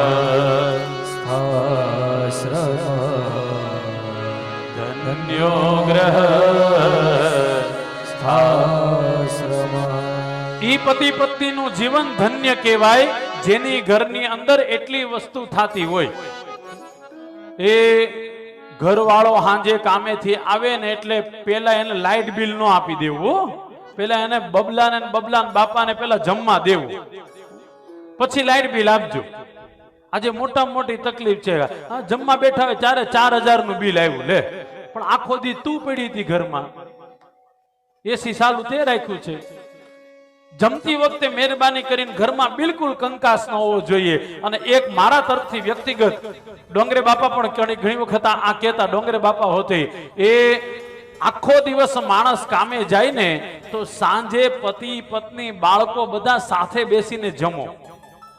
આજે સાંજે સાથે બેસીને માણસ જમતો નથી એટલે વિચારમાં ભેદ આવવા માંડ્યા છે. સુખી થવું હોય તો હંમેશા માટે વર્તમાન સમયમાં પ્રજ્ઞાચક્ષુ રામભદ્રાચાર્ય, જેને આંખ નથી, રામભદ્રાચાર્યના પણ શબ્દ છે. રામભદ્રાચાર્ય જેમ કે જીવનમાં સુખી થવું હોય તો હંમેશા માટે સાથે બેસીને જમો. સાથે બેસીને જે ઘર, જે પરિવાર, જે સમાજ સાથે બેસીને જમે ને એ સમાજમાં કોઈ દી ભેદભાવ આવતો નથી સાહેબ. સુખી થવું હોય તો અમુક નિયમ અવશ્ય પાળો. અને ભગવાન વિશ્વકર્મા દાદા કહે છે ધન્યો ગૃહસ્થાશ્રમ.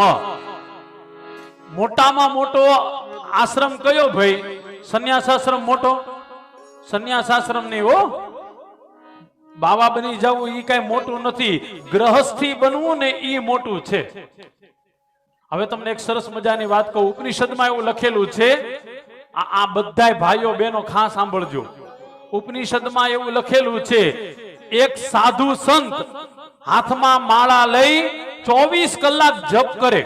સાંભળજો બાપા, એક સાધુ સંત હાથમાં માળા લઈ 24 કલાક જપ કરે અને એક પરણેલો પુરુષ ખાલી માતાજીને દીવો કરે ને તો બંનેને એક જેવું ફળ મળે છે. સમજાણું કેમ નામ તાલી પાડી? એ કોઈ સાધુ કોઈ સંત હાથમાં માળા લઈ 24 કલાક આમ જપ કર્યા જ કરે, એને જેટલું ફળ મળે ને એટલો એક ઓલો માણા દીવો કરે ને એને એટલું ફળ મળે પરણેલો માણા. શું કામે? તો કે ઓલો સાધુ સંત પોતાનું પેટનું પાલન પોષણ નથી કરી શકતો અને આ પરણેલો છે આખા પરિવારને પાળે છે. શાસ્ત્ર તમને ને મને કહે છે ધન્ય આપણા જેટલા પણ ભગવાન છે ને બધાએ લગ્ન કર્યા છે. હો, શિવની સાથે પાર્વતી છે, કૃષ્ણની સાથે રૂકમણી છે, રામની સાથે સીતા છે. આપણા ભગવાન કુંવારા નથી. આપણે સૂર્યનારાયણે રાંદલ માતાની હારે લગ્ન કર્યા છે. અરે વિશ્વકર્મા દાદાએ 5 દીકરાને જન્મ આપ્યો, 5 દીકરાના લગ્ન થયા છે. તો આપણને શું વાંધો છે લગ્ન કરવામાં? લગ્ન કરી જ લેવાના.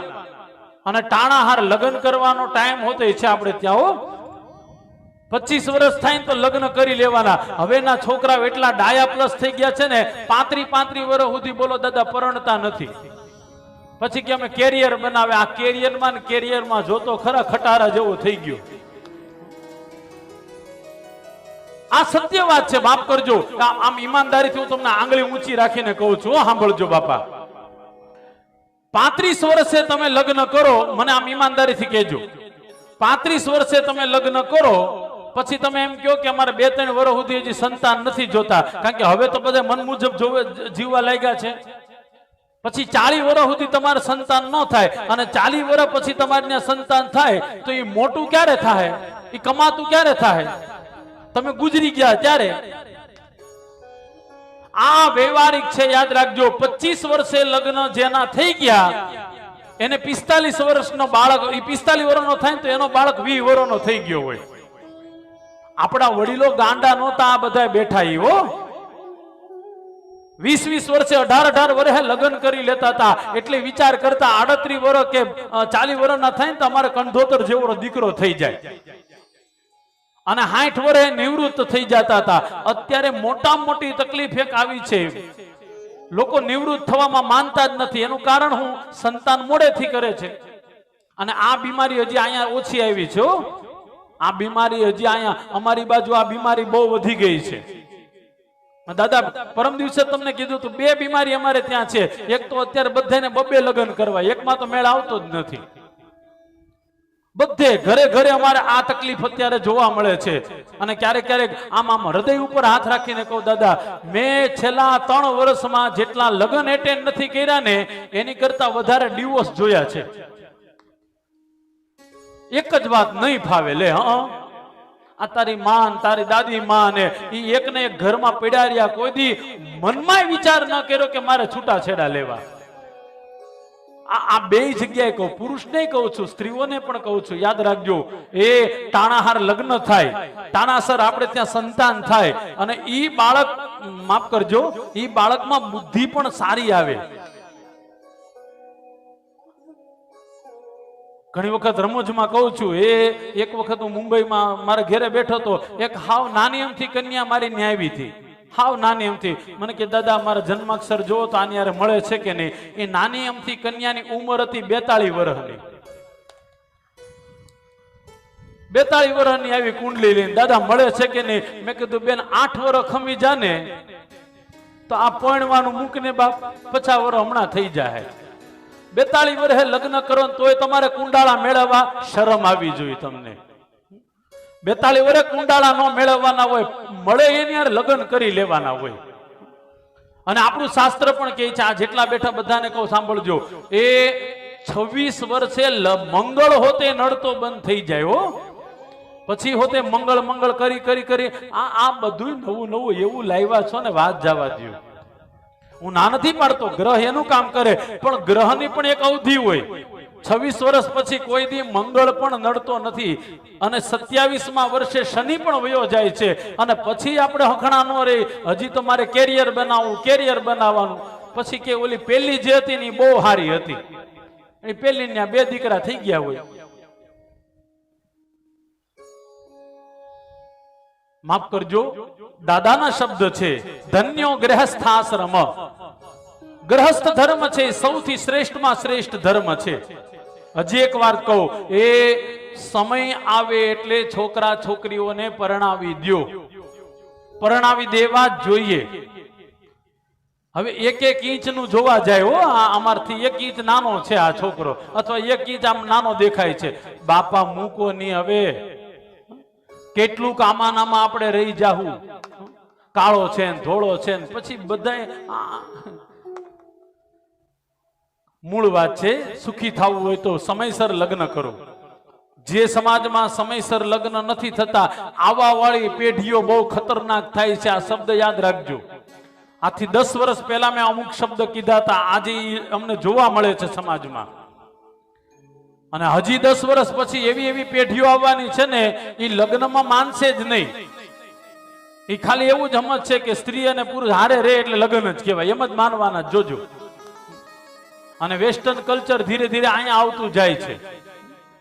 કારણ કે પેલા ખાવાનું એનું બધું આવ્યું, એની જેમ હરવા ફરવાનું આવ્યું, એની જેમ રેવા કારવાનું આવ્યું. હવે લગ્નમાં પણ એવું વેસ્ટર્ન કલ્ચર જ આવવા લાગ્યું છે.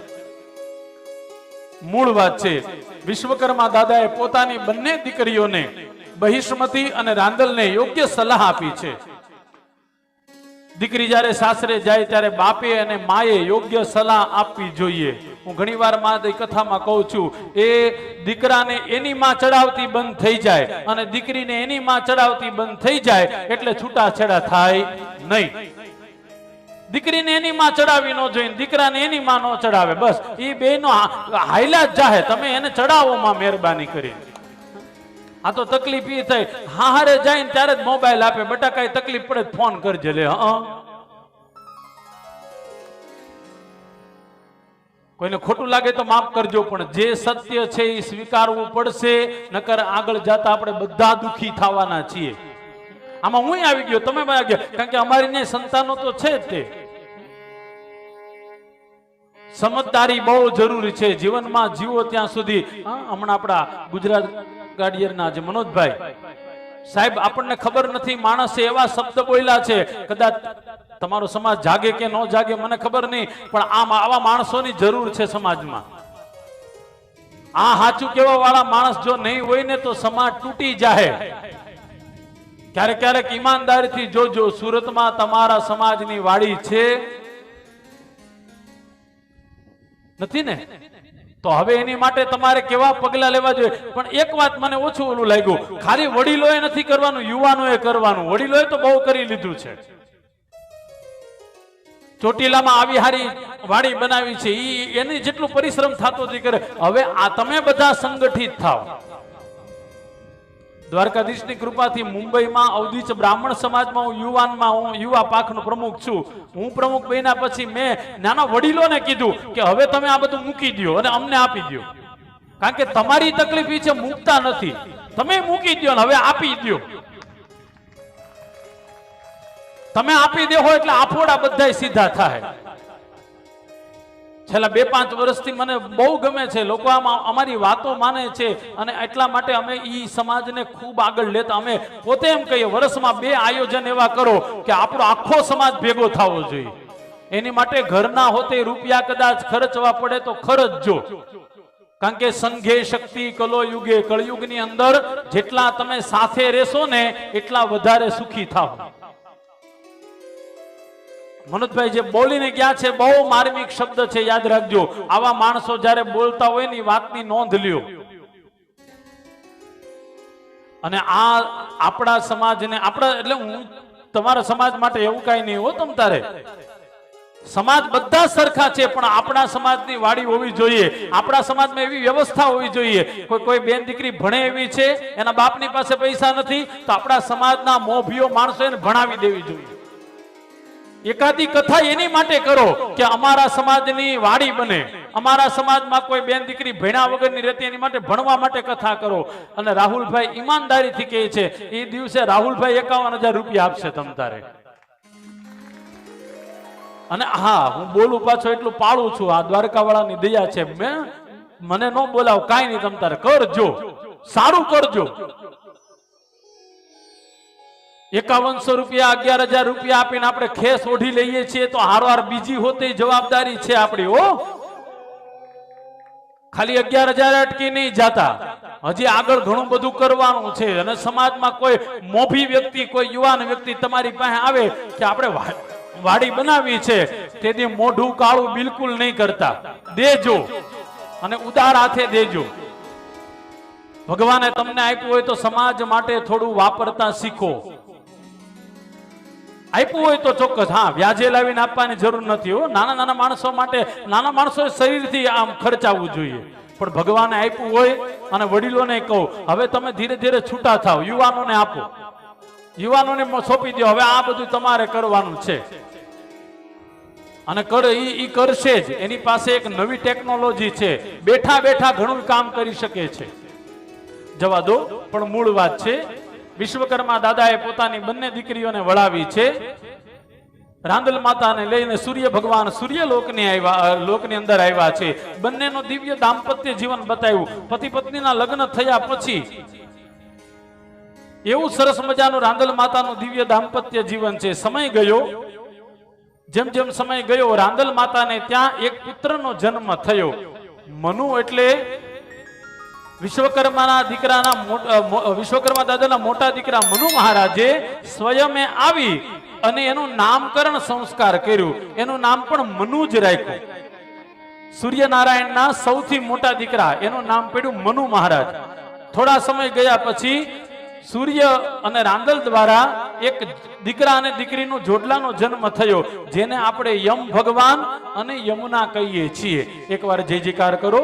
બોલો શ્રી યમ મહારાજ કી જય, શ્રી યમને મહારાની કી જય. આ યમ અને યમુના જે છે એ રાંદલ માતાના દીકરા દીકરી છે. હો, યાદ રાખજો. અહીંયા લખેલું છે, યમ મહારાજના લગ્ન થયા યામી સાથે અને યમુનાજીના લગ્ન થયા ભગવાન શ્રી કૃષ્ણ સાથે. બંનેનો દિવ્ય દાંપત્ય જીવન પણ બતાવ્યું છે. અને પછી તો એકવાર બન્યું એવું, સવારથી સૂર્યનારાયણ જાય, રાત્રે પાછા આવે, સવારથી જાય, રાત્રે પાછા આવે. એકવાર રાંદલ માતાએ કહ્યું, આ કથાને છે ને બુદ્ધિથી નહીં વિચાર કરતા. હો, પછી બહુ જાજુ ભણી ગયા ને, વૈજ્ઞાનિક થઈ ગયા હોય, સાયન્સ ભણ્યા હોય ને, સૂર્ય તો ક્યાં પાછા જવાના? સૂર્ય તો એની ધરી ઉપર ફેર્યા કરે, પૃથ્વી ગોળ ગોળ ફરે છે. આ કથા જે છે ને એ કેવલ ને કેવલ બુદ્ધિથી નથી જોવાની, થોડી શ્રદ્ધા રાખવાની છે. લખેલું છે આમાં સ્પષ્ટ રીતના. એક વખત રાંદલ માતાએ સૂર્યનારાયણને કીધું, હે સૂર્યનારાયણ, તમે મારી યારે લગ્ન કર્યા, પણ સવારથી વ્યા જાઓ, રાત્રે પાછા આવો. તો સવારથી વ્યા જાઓ તો રાત્રે સુધી તમે કરો શું? એટલે સૂર્ય ભગવાને પોતાની આખી દિનક્રિયા કીધી. પૂર્વમાંથી મારી ઉદિત થાય અને પશ્ચિમ સુધી હું મારા રથના ઘોડા સતત ચાલુ ને ચાલુ જ રાખું છું. ઈ સમય દરમિયાન હું એવું ધ્યાન રાખું છું કે હાથીને કણ અને કીડીને હાથીને મણ ને કીડીને કણ મળી જવું જોઈએ. બોલો શ્રી વિશ્વકર્મા ભગવાન કી જય, શ્રી સૂર્યનારાયણ દેવ કી જય, શ્રી રાંદલ માત કી જય, શ્રી દ્વારિકાધીશ કી જય, વિશ્વકર્મા મહાપુરાણ કી જય, સદગુરુ દેવ કી જય. નમઃ પાર્વતી પતયે, હર હર મહાદેવ. સૌને મારા જાજાથી જય વિશ્વકર્મા, જય દ્વારકાધીશ.